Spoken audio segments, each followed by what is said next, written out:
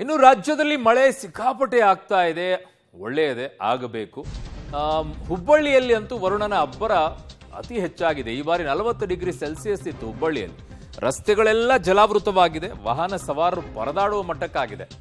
ಗಾಳಿ ಸಹಿತ ಮಳೆಗೆ ಈಗ ಮರಗಳೆಲ್ಲ ಮುರಿದು ಬಿದ್ದಿವೆ. ಇನ್ನೇನಾಗತ್ತೆ ರೀ, ನಾನು ಪದೇ ಪದೇ ಹೇಳ್ತೀನಿ. ಮರ ಬಿದ್ದು 2 ದ್ವಿಚಕ್ರ ವಾಹನಗಳ ಜಖಮಾಗಿವೆ. ಅವು ಮರ ಥರ ಮರ ಅಲ್ಲ ಅವು, ಯಾಕಂದ್ರೆ ಬೇರೆಲ್ಲ ಕಡ್ದು ಹಾಕಿಟ್ಟಿರ್ತಾರೆ ಶೋಗಷ್ಟೇ.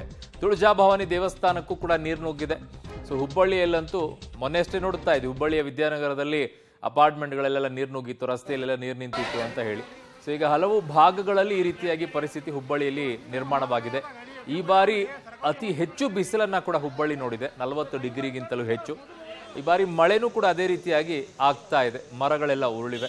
ಸ್ಮಾರ್ಟ್ ಸಿಟಿ ಯೋಜನೆಯಲ್ಲಿ ಮಾಡ್ತಾ ಇರುವಂಥ ಕಾಮಗಾರಿಗಳಲ್ಲಿ ಮರಗಳ ಬೇರ್ಗಳನ್ನೆಲ್ಲ ಕಡ್ದು ಹಾಕ್ಬಿಟ್ಟು ಮರ ಇದೆ ಅಂತ ಒಂದು ಕಾಣಿಸೋ ರೀತಿಯಲ್ಲಿ ಇಟ್ಟಿರ್ತಾರೆ.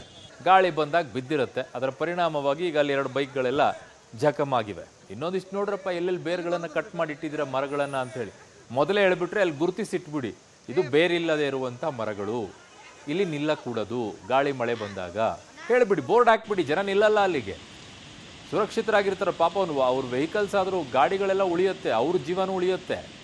ಮೊದಲೇ ಹೇಳ್ಬಿಡಿ, ಇಲ್ಲೆಲ್ಲ ಸ್ಮಾರ್ಟ್ ಸಿಟಿ ಕಾಮಗಾರಿ ಆಗಿದೆ, ಬೇರೆಲ್ಲ ಕಡ್ದಾಕ್ಬಿಟ್ಟಿದ್ದೀವಿ, ಇದು ನೋಡಕ್ಕೆ ಮರ ಬಟ್ ಮರ ಅಲ್ಲ ಅಂತ ಒಂದು ಬೋರ್ಡ್ ಹಾಕ್ಬಿಡಿ.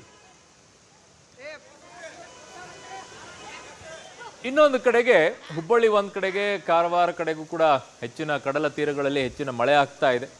ಗಾಳಿ ಅತಿ ಹೆಚ್ಚಾಗಿರುತ್ತೆ ಅಂತ ಹೇಳಿದರೆ 40 ರಿಂದ 50 ಕಿಲೋಮೀಟರ್ ವೇಗದಲ್ಲಿ ಗಾಳಿ ಬೀಸುತ್ತೆ ಅಂತ ಹವಾಮಾನ ಇಲಾಖೆ ಈಗಾಗಲೇ ಹೇಳಿದೆ. ಸೊ ಹಾಗಾಗಿ ಈ ತಿಂಗಳ ಆಲ್ಮೋಸ್ಟ್ 18ನೇ ತಾರೀಕು 20ನೇ ತಾರೀಕಿನವರೆಗೂ ಕೂಡ ಮಳೆ ಹೆಚ್ಚಿನ ರೀತಿಯಲ್ಲಿ ಆಗುತ್ತೆ ಅಂದಿದ್ದಾರೆ.